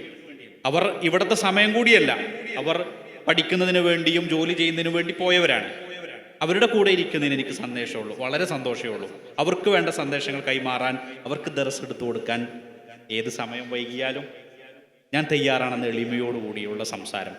ഈ ഒരു വലിയ നേതൃത്വമാണ് ഉസ്താദിനെ പോലെയുള്ള ആദരണീയരായ ഷെയ്ഖുനയുടെ ചേർത്ത് പിടിക്കലൊക്കെ നമുക്കറിയാം. ഇപ്പോൾ നേരത്തെ ഉസ്താദ് സൂചിപ്പിച്ചല്ലോ, അത് സോഷ്യൽ മീഡിയയിൽ സാമൂഹ്യ മാധ്യമങ്ങളിൽ കാണുന്നത് വളരെ കുറച്ച് ഭാഗം. യാഥാർത്ഥ്യങ്ങളിലേക്ക് നമ്മൾ പഠിച്ചിറങ്ങുമ്പോൾ ഇന്ന് നമുക്ക് സമൂഹത്തിൽ കാണുന്ന ഇത്രയും വലിയ സംഭാവനകൾ ചെയ്യുന്ന ഒരാളെ വിശേഷം നമുക്ക് വേറെ പറയാൻ കഴിയില്ല. അപ്പോൾ അത് ഉൾക്കൊള്ളുന്നത് എവിടെ നിന്നാണ്? തിരുദൂതർ സ്വല്ലല്ലാഹു അലൈഹി വസല്ലമ തങ്ങൾ തിരുസുന്നത്തുകൾ പഠിച്ച് മനസ്സിലാക്കി ഇസ്ലാമിൻ്റെ സൗന്ദര്യം ഇതാണ് എന്ന് ഉസ്താദ് ഇങ്ങനെ പ്രകടിപ്പിച്ചുകൊണ്ടിരിക്കുകയാണ്. അപ്പോൾ ആ ഒരു വളർച്ചയാണ് നമ്മൾ ഇന്നിങ്ങനെ 100 പ്രകാശ വർഷങ്ങളിൽ സന്തോഷകരമായി എത്തി നിൽക്കുന്നത്. നമ്മുടെ സംവിധാനങ്ങൾ ഇത്ര വളർന്നുകൊണ്ടിരിക്കുന്നത്, അതിലൂടെ നമ്മൾ പറയുന്നത് സത്യത്തെക്കുറിച്ച് ഇങ്ങനെ പറയാനുള്ള വേദികൾ ഉണ്ടാക്കുന്നത്, അതുപോലെ സാഹിത്യോത്സവം പോലെയുള്ള നമുക്കിവിടെ ഇതൊരു കേവലം ഒരു ഇവൻ്റാക്കി വേണമെങ്കിൽ നടത്താൻ കഴിയും. സാഹിത്യോത്സവിലെ നേരത്തെ ഞങ്ങൾ സംസാരിച്ചു, ഓരോ സാഹിത്യോത്സവങ്ങളും വ്യത്യസ്ത തീമുകളെ കുറിച്ച് ചർച്ച ചെയ്യുന്നു. അപ്പോൾ കേവലം ഒരു ഒരു പഴയ കാലത്താണെങ്കിൽ ഒരു സ്റ്റേജ് ഉണ്ട്, ഒരു മൈക്കുണ്ട്, ഒരു ഇവന്റ് നടത്താം, ഒരു പ്രോഗ്രാം നടത്താം. പക്ഷെ സാഹിത്യോത്സവം അങ്ങനെ സാധ്യമല്ല. സാഹിത്യോത്സവ് വ്യത്യസ്തമായ വേദികളിൽ വ്യത്യസ്ത തീമുകൾ ചർച്ച ചെയ്യുന്നു. അപ്പോൾ നമ്മൾ ഇന്ന് കാണുന്ന 2 ദിവസത്തെ ഇവന്റിനേക്കാൾ അപ്പുറം ദിവസങ്ങളോളമായി ഇതിനു വേണ്ടിയുള്ള വ്യത്യസ്തമായ കാര്യങ്ങൾ നമ്മുടെ മക്കൾ ചെയ്തുകൊണ്ടിരിക്കുകയാണ്. അതുതന്നെയാണ് സാഹിത്യോത്സവത്തിൻ്റെ പുതുമ. സാഹിത്യോത്സവം നമ്മൾ സപ്പോർട്ട് ചെയ്യേണ്ടതിൻ്റെ ഏറ്റവും പ്രാധാന്യം, നമ്മുടെ പ്രസ്ഥാനത്തിൻ്റെ ദീർഘവീക്ഷണത്തെക്കുറിച്ചുള്ള നമ്മുടെ ശ്രദ്ധയുണ്ടാകേണ്ടത്, അതിനുവേണ്ടിയുള്ള സംവിധാനങ്ങൾ നമ്മൾ ഒരുക്കി കൊടുക്കുന്നിടത്ത് ശ്രദ്ധിക്കേണ്ടത് എന്നുകൂടി ചേർത്ത് വെക്കും. കൺക്ലൂഡിങ് പോയിൻ്റായിട്ട് പറയാനുള്ളത്, ഇപ്പോൾ ഞാൻ പഠിച്ചത് ഡെവലപ്മെൻറ്റ് സ്റ്റഡീസ് ആയിരുന്നു. അപ്പോൾ അതിൽ ഞങ്ങൾക്ക് ഏറ്റവും ഇമ്പോർട്ടൻ്റ് ആയിട്ടുള്ളൊരു എക്കോണമിസ്റ്റ് ഉണ്ട്, കെയ്ൻസ്. എല്ലാവരും കേട്ട ആളായിരിക്കും കെയ്ൻസ്. കുറച്ച് പേരെങ്കിലൊക്കെ കേട്ടിട്ടുണ്ടാകും. അദ്ദേഹത്തിൻ്റെ സാമ്പത്തിക നയങ്ങൾ തന്നെയാണ് ഇപ്പോഴും ലോകത്ത് പലയിടത്തിലും ഉപയോഗിച്ചുകൊണ്ടിരിക്കുന്നത്. അപ്പോൾ ഇദ്ദേഹം ഈ 1930s ഒരു ചെറിയൊരു ലേഖനം എഴുതുന്നുണ്ട്. 1930s എന്ന് പറഞ്ഞാൽ 1930 എന്ന് പറഞ്ഞാൽ ലോകത്ത് ഏറ്റവും കൊടിയ ദാരിദ്ര്യമുള്ള സമയമാണ്. എന്ന് വെച്ചാൽ 1-ാം ലോക മഹായുദ്ധം കഴിഞ്ഞു. പിന്നെ അതിൻ്റെ ദാരിദ്ര്യം, യുദ്ധങ്ങളിലൊക്കെ ലോകത്തെ ഏറ്റവും വലിയ, ഇപ്പോൾ നമ്മൾ എന്താ പറയുക, എക്കണോമിക് ഡിപ്രഷൻ എല്ലാവരും കേൾക്കുന്നതായിരിക്കും. സാമ്പത്തിക മാന്ദ്യം, എല്ലായിടത്തും സാമ്പത്തിക മാന്ദ്യം. ഗൾഫിലുള്ളവരും പറയും, നാട്ടിലുള്ളവരും പറയും, കടയിൽ പോയാലും പറയും, എല്ലായിടത്തും സാമ്പത്തിക മാന്ദ്യമായിരിക്കും. ഇപ്പോൾ ലോകത്തിലെ ഏറ്റവും വലിയ സാമ്പത്തിക മാന്ദ്യം ഉണ്ടായ സമയം 1930s. അപ്പോൾ ആ സമയത്ത് ഇദ്ദേഹം എഴുതുന്ന ഒരു ചെറിയ എസ്സേക്കകത്ത് അദ്ദേഹം പറയുന്നുണ്ട്, അദ്ദേഹം സംസാരിക്കുന്ന ഈ ദാരിദ്ര്യം പിടിച്ചുകൊണ്ടിരിക്കുന്ന ജനങ്ങളുടെ അടുത്താണ്. നിങ്ങളുടെ പേരക്കുട്ടികൾ 100 വർഷം കഴിയുമ്പോൾ, അദ്ദേഹം 2030 കുറിച്ചാണ് സംസാരിക്കുന്നത്, 100 വർഷം കഴിയുമ്പോൾ ലോകം ആകെ മാറിയിട്ടുണ്ടാവും, ലോകത്ത് സാമ്പത്തിക അഭിവൃദ്ധി വന്നിട്ടുണ്ടാവും, ഓട്ടോമേഷൻ വരും, അതോ മെഷീൻ വരും, മെഷീൻ വന്ന് ഓട്ടോമേഷൻ വരും, മനുഷ്യന്മാർ പണിയെടുക്കുന്നതിന് പകരം മെഷീനുകൾ പണിയെടുക്കുന്ന ചുരുക്കം, ടെക്നോളജികൾ വളരും, അങ്ങനെ ഇവരൊക്കെ സാമ്പത്തികമായിട്ട് ഭയങ്കര ഉന്നതിയിലായിരിക്കും എന്ന് പറഞ്ഞു വെക്കുന്നുണ്ട്. ഇതൊക്കെ ശരിയാണ്. ഇപ്പോൾ 2030 അല്ലെങ്കിൽ 2026 നിൽക്കുന്ന നമ്മളെ സംബന്ധിച്ചിടത്തോളം അന്ന് 100 കൊല്ലം മുമ്പ് അദ്ദേഹം എഴുതി വെച്ചതൊക്കെ ശരിയാണ്. പക്ഷെ ഒരു സ്ഥലത്ത് അദ്ദേഹത്തിന് തെറ്റ് പറ്റിയിട്ടുണ്ട്. ആ തെറ്റെന്തായിരുന്നു വെച്ചിട്ടുണ്ടെങ്കിൽ, അദ്ദേഹം പറഞ്ഞു ഇത്രയും വളർച്ച മനുഷ്യനുണ്ടാവുമ്പോൾ മനുഷ്യൻ്റെ ജോലി ഭാരം കുറയും, ജോലി സമയം കുറയും. കാരണം അന്ന് ആൾക്കാർ 60-70 മണിക്കൂർ ഒരാഴ്ചയിൽ ജോലി എടുക്കുമായിരുന്നു, സാധാ മാനുവൽ വർക്ക്, അഥവാ എല്ലാവരും കൈകൊണ്ടുള്ള പണികളാണ്. അപ്പോൾ ഇദ്ദേഹം പറയും മെഷീനൊക്കെ വന്ന് ടെക്നോളജിയൊക്കെ വന്നു കഴിഞ്ഞാൽ മനുഷ്യൻ്റെ ജോലി ഭാരം 15 മുതൽ 20 മണിക്കൂറിലേക്ക് ചുരുങ്ങുന്നു ഒരാഴ്ചയിൽ. ഇദ്ദേഹം പറയുകയാണ് പിന്നെ മനുഷ്യൻ്റെ ഏറ്റവും വലിയ കൺസേൺ എന്തായിരിക്കും എന്ന് വെച്ചിട്ടുണ്ടെങ്കിൽ ഒഴിവ് സമയം എന്ത് ചെയ്യുന്നുള്ളതായിരിക്കും. കാരണം ആഴ്ചയിൽ ആകെ 15 മണിക്കൂർ പണിയെടുത്താൽ തന്നെ അവനവന് സാമ്പത്തികമായിട്ടുള്ളതൊക്കെ കിട്ടും. പക്ഷെ ബാക്കിയുള്ള സമയം എന്ത് ചെയ്യുന്നുള്ള ആദ്യമായിരിക്കും നിങ്ങളുടെയൊക്കെ പേരക്കുട്ടികൾക്ക് ഉണ്ടാവാൻ. പക്ഷേ അദ്ദേഹം എന്ന് പറഞ്ഞു വെച്ച പേരക്കുട്ടികളാണ് ഇരിക്കുന്ന ആൾക്കാരൊക്കെ. അപ്പം നമ്മെ സംബന്ധിച്ചിടത്തോളം 100 കൊല്ലം ബാക്കോട്ട് നോക്കുകയാണെങ്കിൽ നമ്മൾ സാമ്പത്തികമായിട്ട് അതിഗംഭീരമായി നമ്മൾ വളർന്നിട്ടുണ്ട്. ഇവിടെ ആരും ഇപ്പോൾ പട്ടിണി കൊണ്ട് മരിക്കുന്നവരില്ല, വസ്ത്രമില്ലാതെ കഷ്ടപ്പെടുന്നവരില്ല. പക്ഷേ അദ്ദേഹം ഈ പറഞ്ഞു വെച്ച ഒഴിവ് സമയം എവിടെ പോയി എന്നുള്ളത് നമ്മളെക്കുറിച്ചൊരു വലിയ കൺസേൺ തന്നെയാണ്. കാരണം അതാർക്കെങ്കിലും ഉണ്ടോ? ഇവിടെ തന്നെ ഇപ്പോൾ സാഹിത്യോത്സവത്തിൻ്റെ ഏറ്റവും വലിയ പ്രത്യേകത പറഞ്ഞാൽ ഒരു ദിവസം വരെയൊക്കെ ഇവിടെ പിടിച്ചിരുത്താൻ പറ്റിയെന്നുള്ളതാണ് ഇപ്പോഴത്തെ കാലഘട്ടത്തിൽ ഏറ്റവും വലിയ പ്രത്യേകത. ഒന്നിച്ചിരുത്താൻ പറ്റുന്നില്ല. കാരണം ആർക്കും സമയമില്ല. ഇവിടെ ഇരിക്കുന്ന ഒരാൾക്കും സമയം ഉണ്ടാവില്ല. എല്ലാവരും സമയത്തിന് വേണ്ടി ഇങ്ങനെ കഷ്ടപ്പെട്ടുകൊണ്ടിരിക്കുന്ന ഒരു കാലഘട്ടമാണ്. കാരണം നമ്മൾ അത്രയും ലോക്ക്ഡാണ് ഒരുപാട് ഡിവൈസുകളിലും ടെക്നോളജിയിലും. കാരണം ഇതൊക്കെ നേരത്തെ പറഞ്ഞ പോലെ ചെയ്തേ മതിയാവും, ഇതിന്ന് ഇറങ്ങി പോരാൻ പറ്റാത്തൊരവസ്ഥ നമ്മുടെ മുമ്പിലുണ്ട് എന്നുള്ളതാണ്. പക്ഷേ ഇതേ സമയത്ത് തന്നെ ഞാൻ നേരത്തെ വെച്ച പോയിന്റിലേക്ക് വന്ന് ഞാൻ കൺക്ലൂഡ് ചെയ്യാണ്. അൾട്ടിമേറ്റ്ലി നമ്മുടെ ജീവിതത്തിൽ നമ്മൾ എന്താവണം, എങ്ങനെ ജീവിക്കണം എന്നുള്ളത് പറഞ്ഞുതരാൻ ഒരു ടെക് ഭീമന്മാർക്കും നമുക്കത് പറഞ്ഞുതരാൻ പറ്റില്ല. മറിച്ചത് അൾട്ടിമേറ്റ്ലി നമ്മുടെ മതത്തിനും നമ്മുടെ പ്രസ്ഥാന നേതാക്കൾക്കും സമസ്തക്കും പ്രസ്ഥാനത്തിനും മാത്രമായിരിക്കും ഒരു മനുഷ്യൻ എങ്ങനെ ജീവിക്കണം. ഇപ്പോൾ ഈ പറഞ്ഞിരിക്കുന്ന ഷെയ്ഖുൻ എന്നെ ഇൻസ്റ്റഗ്രാമിലുണ്ട്, ഷെയ്ഖുൻ ഫേസ്ബുക്കിലുണ്ട്, ഉസ്താദ് വാട്സപ്പിൽ അവൈലബിൾ ആണ്. പക്ഷേ ഉസ്താദ് അതിനേക്കാൾ അപ്പുറത്ത് എല്ലായിടത്തും ഉണ്ട് എന്നുള്ളതാണ്. അപ്പോൾ എങ്ങനെ ജീവിക്കണം ഈ കാലഘട്ടത്തിൽ? ഇതൊക്കെ ഉണ്ടായിട്ടും നമ്മൾ ചെയ്തു വരുന്ന കാര്യങ്ങൾ ചെയ്ത് ഈ ടെക്നോളജി ഉപയോഗപ്പെടുത്തി മാക്സിമം മനുഷ്യന്മാരിലേക്ക് എത്തി നമ്മുടെ സർവീസ് അവരിലേക്ക് എത്തിക്കാനൊക്കെ പറ്റുന്ന ഒരു സൗകര്യം പഠിച്ചവൻ ഒരുക്കി തന്നിട്ടുണ്ട്. പക്ഷെ നമുക്കത് ചെയ്യാൻ പറ്റുന്നില്ല എന്നുള്ളതാണ് നമ്മുടെ പ്രസ്ഥാന നേതാക്കളെ വെച്ച് നമ്മളെ കമ്പയർ ചെയ്യുമ്പോൾ നമുക്ക് മനസ്സിലാവുന്നത്. അപ്പോൾ അവരെ കണ്ട് അവരുടെ ദർശനങ്ങൾക്കനുസരിച്ച് അവരെങ്ങനെയാണോ ഇതെല്ലാം ഒരു ഉസ്താദ് ഒരിക്കലും നിങ്ങളുടെ അടുത്ത് പറയില്ലേ, മക്കളോട് പറയില്ലേ ഇതൊക്കെ പൂട്ടി വെക്കണം എന്ന് ആരും പറയുന്നുണ്ടാവില്ല. പക്ഷെ ഇതെങ്ങനെ ഉപയോഗിക്കണമെന്ന് നിങ്ങൾക്ക് പറഞ്ഞു തരണമെന്നുണ്ടെങ്കിൽ അതിനൊരു ദാർശനിക ചിന്തയുള്ള ഐഡിയോളജീനെ കുറിച്ച് കൺസേൺഡ് ആയിട്ടുള്ള, മനുഷ്യന്മാരെ കുറിച്ച് കൺസേൺഡ് ആയിട്ടുള്ള, നിങ്ങൾ ആഖിറത്തെക്കുറിച്ച് കൺസേൺഡ് ആയിട്ടുള്ള ആലിമ്യങ്ങൾക്ക് മാത്രമേ പറ്റൂ. അതാണ് സമസ്ത. അപ്പോൾ ആ സമസ്തക്ക് നിങ്ങളിലേക്ക് എത്താനുള്ള ഒരു സംവേദനം വഴിയാണ് സാഹിത്യോത്സവം. അപ്പോൾ സാഹിത്യോത്സവത്തിൽ സംസാരിക്കുന്നത് സംസാരിക്കുന്നത്, നിങ്ങൾ പങ്കെടുക്കുന്നതൊക്കെ അതിൻ്റെ ഭാഗമാണ് എന്നുകൂടെ ഈ വിദ്യാർത്ഥികൾ മനസ്സിലാക്കുക. ഭാവിയിൽ നിങ്ങളാണ് ഇവിടെ ഇരുന്ന് ഈ വിഷയത്തെക്കുറിച്ച് അടുത്ത തലമുറയോട് സംസാരിക്കേണ്ടത്. അപ്പോൾ ഈ തലമുറകൾ കൈമാറി പോകുന്ന പാരമ്പര്യമാണ് ഈ സമസ്ത എന്ന് പറയുന്ന ഒരു സാധനം. അപ്പോൾ അതാണെന്ന് മനസ്സിലാക്കി നിങ്ങളെല്ലാവരും ഇതിൻ്റെ ഭാഗമായിട്ട് മാറുക എന്ന് മാത്രം ഓർമ്മിപ്പിക്കുന്നു. അസ്സലാമു അലൈക്കും. നമ്മൾ ചർച്ച അവസാനിപ്പിക്കുകയാണ്. നേരത്തെ ഇവിടെ മാഷ് പറഞ്ഞ പോലെ നമുക്ക് ഇത്തരം സംവിധാനങ്ങളൊക്കെ ലഭിക്കുമ്പോൾ, സമസ്തയിലൂടെ നമുക്ക് അറിവും അന്നവും വെളിച്ചമൊക്കെ കിട്ടുമ്പോൾ ഇതിൻ്റെ പുറത്ത് ഒരു സമൂഹമുണ്ട്. അപ്പോൾ തിരുനബി സല്ലല്ലാഹു അലൈഹി വസല്ലമ തങ്ങൾ അവിടെ നിന്ന് പറഞ്ഞത് നമ്മൾ അറിഞ്ഞ ആശയം അറിവിനെ അറിയാത്തവർക്ക് കൊടുക്കുക എന്നുള്ളതാണ്. അപ്പോൾ നമുക്കൊരുപാട് ഉത്തരവാദിത്വങ്ങളുണ്ട്. ആ വെളിച്ചം തേടിയുള്ള യാത്ര നമുക്ക് ഇത്തരം വേദികളിൽ നിന്ന് തുടങ്ങാനാകട്ടെ എന്ന ആശംസയോടുകൂടി ചെറിയ ചർച്ച ഇവിടെ പൂർണ്ണമാകുന്നു. എല്ലാവർക്കും സന്തോഷം. അസ്സലാമു അലൈക്കും വറഹ്മത്തുള്ളാഹി.